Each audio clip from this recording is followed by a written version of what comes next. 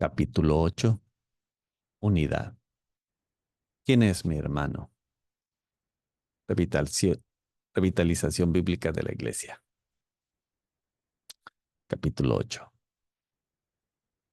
Hay una tendencia muy marcada en las iglesias de la actualidad, tener a personas de la misma generación o de una edad similar. Por un lado, existen iglesias locales antiguas e históricas que han pasado por tiempos difíciles y han experimentado declive, quedando al borde de la desaparición, aun cuando en el pasado fueron congregaciones vibrantes y dinámicas. Estas iglesias suelen tener miembros fieles de la congregación anterior. Por otro lado, existe un movimiento de plantación de iglesias en rápido crecimiento en el que jóvenes y entusiastas plantadores de iglesias están listos para poner el mundo de cabeza por Jesús. Eligen una ciudad, estudian el tipo de jóvenes profesionales en iglesia que viven allí y se lanzan a plantar una iglesia. Estas congregaciones suelen ser multiculturales y casi siempre están formadas por la generación joven.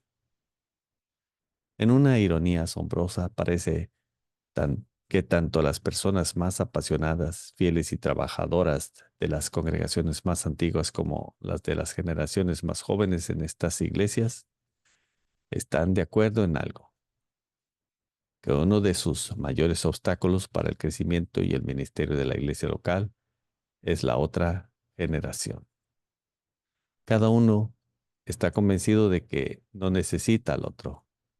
Para que una iglesia tenga verdadera vida espiritual, debe haber una unificación de generaciones.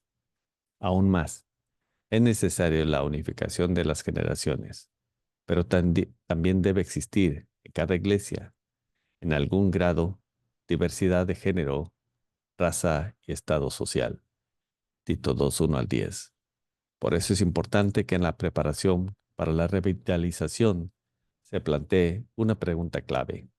¿Quién es mi hermano o mi hermana? Independientemente de lo diferente que sea de mí, ¿amaré a esa persona como mi hermano o mi hermana en Cristo? Este capítulo aborda la cuarta área que debe evaluarse si una iglesia desea ser revitalizada: la unidad. Como ya se ha dicho, la división hostil entre los miembros de una iglesia puede quitarle la vida y matarla como ninguna otra cosa. Cuando encuentras una iglesia local que necesita revitalización, con demasiada frecuencia encontrarás una sola generación, una sola raza o un solo tipo de clase socioeconómica. El paradigma bíblico para la salud de la iglesia no tiene que ver con números ni dinero, a pesar de que muchos lo hacen parecer así. Más bien se trata de un grupo de personas que aman a Jesús, se aman unos a otros y son muy diferentes entre sí. La vida espiritual y la salud surgen en la unidad de la diversidad. El Nuevo Testamento asume que hay diversidad en la iglesia local y la unificación de personas diferentes entre sí muestra el poder del Evangelio. El ejemplo más claro de esta realidad bíblica se capta cuando Pablo escribe a Tito sobre cómo deben ser las nuevas iglesias que se estaban estableciendo en Creta. Pero en cuanto a ti, enseña lo que está de acuerdo con la sana doctrina. Los ancianos deben ser sobrios, dignos, prudentes, sanos en la fe, en el amor, en la perseverancia. Asimismo, las ancianas deben ser reverentes en su conducta, no calumniadoras ni esclavas de mucho vino. Que enseñe lo bueno para que puedan instruir a los jóvenes, que amen a sus maridos, a que amen a sus hijos, a que sean prudentes, puras, hacendosas en el hogar, amables, sujetas a sus maridos, para que la palabra de Dios no sea blasfemada. Asimismo, exhorta a los jóvenes que sean prudentes. Muéstrate en tanto como ejemplo de buenas obras, con pureza de doctrina, con dignidad, con palabra sana, irreprochable. a fin de que el adversario se avergüence al no tener nada malo que decir de otros. Exhorta a los siervos a que se sujeten a sus amos en todo, que sean complacientes, no traicionando, no defraudando, sino mostrando toda buena fe, para que adornen la doctrina de Dios nuestro Salvador en todo respecto. Porque la gracia de Dios se ha manifestado, trayendo salvación a todos los hombres, enseñándoles que, negando la impiedad y los deseos mundanos, vivamos en este mundo sobria, justa y piadosamente, aguardando la esperanza bienaventurada y la manifestación de la gloria de nuestro gran Dios y Salvador Jesucristo. Él se dio por nosotros, para redimirnos de toda iniquidad y purificar para sí un pueblo, para posesión suya, celoso de buenas obras. Esto habla, exhorta y reprende con toda autoridad, que nadie te menosprecie. Tito 2, 1 al 15. El mensaje central de Pablo en la carta de Tito es que el Evangelio de Jesucristo transforma nuestras mentes y corazones y por lo tanto cambia nuestra forma de vivir. El plan de Pablo para establecer iglesias sanas identifica en primer lugar a las personas calificadas para dirigir la iglesia, pastores, ancianos. Capítulo 1, 5 al 9.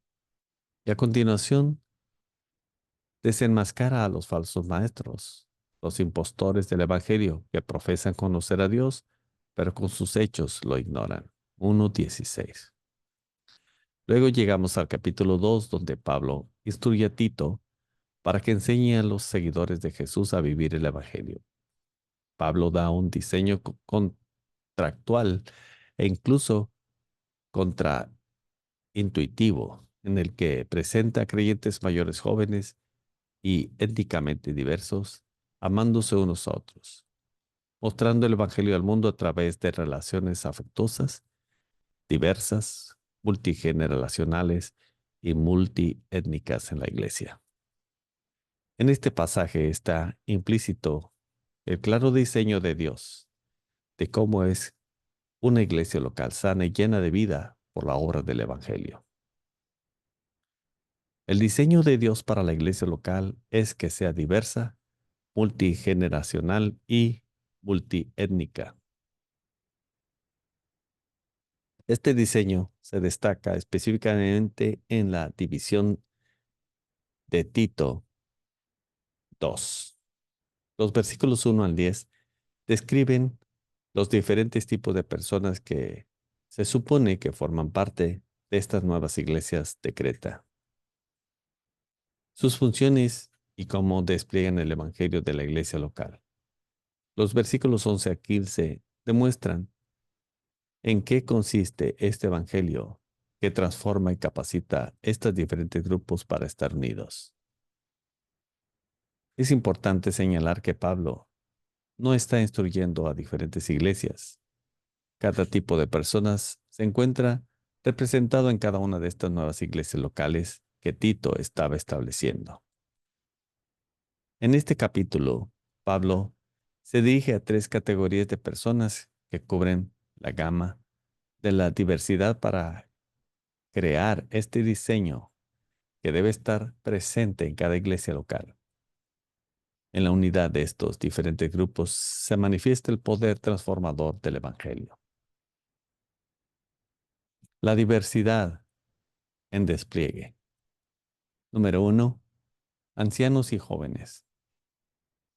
Pablo instruye a Tito para que los mayores, en el versículo 2 y 3, enseñen y formen a los más jóvenes. 4 al 8.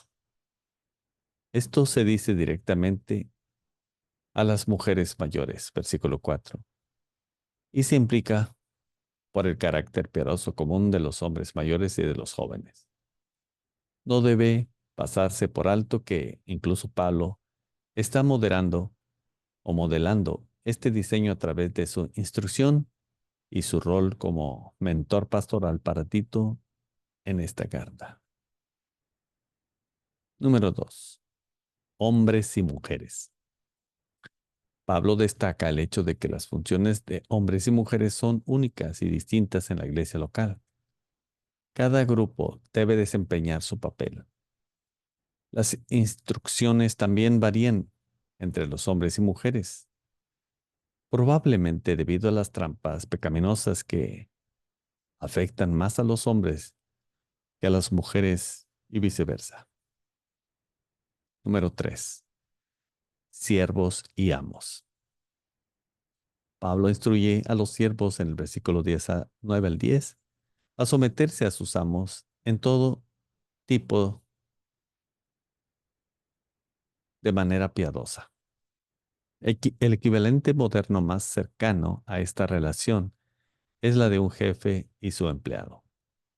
Sin embargo, en la iglesia del primer siglo había muchos más problemas relacionados con tener una diversidad socioeconómica, incluidos problemas de prejuicios a varios niveles. Dadas estas diferencias, es imposible que estos grupos de personas se amen y estén en comunión unos con otros sin que la gracia de Dios aparezca y traiga salvación. Versículo 11. Jesucristo vino a la tierra, se entregó por nosotros en la cruz cargando con la ira de Dios por nuestros pecados, para redimirnos y purificar para sí un pueblo para posesión suya, celoso de buenas obras. Versículo 14. ¿Cuáles son estas buenas obras que muestran el poder transformador del Evangelio?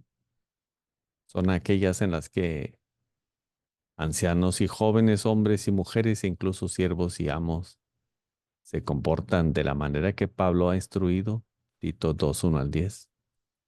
A través de estas instrucciones específicas y detalladas, Pablo revela el diseño de Dios para la iglesia local, una comunidad diversa, multigeneracional y multiétnica, formada por todo tipo de personas distintas que muestran el Evangelio al negar la impiedad de los deseos mundanos y al vivir en un mundo sobria, justa y piadosamente. Versículo 12.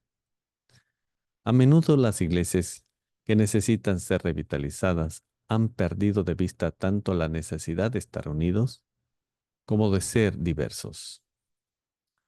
Es demasiado común que una congregación tenga un fuerte conflicto que cause un gran daño a los miembros de la iglesia. Quizá haya líderes que se vayan por eso. Muchas iglesias existen porque se separan de otra iglesia por un desacuerdo o un conflicto que nunca se resolvió. Algunas congregaciones simplemente pierden de vista que la iglesia está formada por pecadores redimidos, comprados por la sangre de Jesús, que se ven, hablan y actúan de manera diferente a ellos. Históricamente, las tensiones raciales entre cristianos blancos y negros han provocado que el culto del domingo por la mañana sea la hora más sagrada de la semana en los Estados Unidos. La vida espiritual duradera llega cuando se sigue el diseño de Dios para su iglesia. Es cuando los mayores enseñan y orientan a los más jóvenes, cuando los más jóvenes buscan a los mayores para encontrar sabiduría y ejemplos piadosos, cuando hombres y mujeres abrazan sus roles únicos junto a otros hombres y mujeres, cuando negros, blancos, ricos, pobres, siervos y amos se unen bajo la realidad de haber sido salvos por la sangre de Cristo y por el poder del Evangelio. Esa unidad produce vida. Un punto de inflexión en el trabajo de revitalización de nuestra iglesia se produjo un sábado por la mañana. Uno de nuestros jóvenes solteros, que era de Escocia, Mike, decidió trabajar podando arbustos en compañía de una pareja mayor y miembros de la iglesia desde hacía mucho tiempo, Howard y Mae. Mi primera preocupación con este escenario era que Mike es de Escocia y tiene un acento que lo demuestra. Mae, solo digamos que no es de Escocia, es de Kentucky. Ella ha estado trabajando arduamente para plantar árboles y arbustos en nuestra iglesia más tiempo del que Mike lleva vivo. Además, Mike tenía bastante experiencia podando arbustos en Escocia, así que había otra preocupación legítima. Quizá él no recibirá bien la instrucción de Mae sobre cómo hacer ese trabajo. A Mae le gusta dar instrucciones sobre esas cosas. Trabajaron juntos toda la mañana y no había oído nada. Terminó la hora de comer. Mag y yo salimos a ver los arbustos mientras me mostraba el fruto de su trabajo. Mag no paraba de hablar de lo mucho que le gustaba trabajar con Howard y Mae. Habló de lo mucho que había aprendido de ellos sobre la historia de nuestra iglesia y de lo que ocurría en la congregación cuando se había plantado este árbol o aquel arbusto. Fue un alivio para mí, pero aún tenía que hablar con Mae. El día siguiente era domingo, justo antes de empezar el servicio. Mae se acercó a mí con una gran sonrisa en la cara y me dijo, vaya, me agrada mucho ese Mike. Es un buen trabajador. No entiendo mucho de lo que dice, pero me cae muy bien. ¿Ves en ello el poder unificador del Evangelio? Aquí hay dos personas de diferente edad, sexo, clase, sois, clase socioeconómica e incluso nacionalidad, que podían encontrar todo tipo de razones para no verse con agrado, y sin embargo están unidos por amor a Cristo y a nuestra iglesia.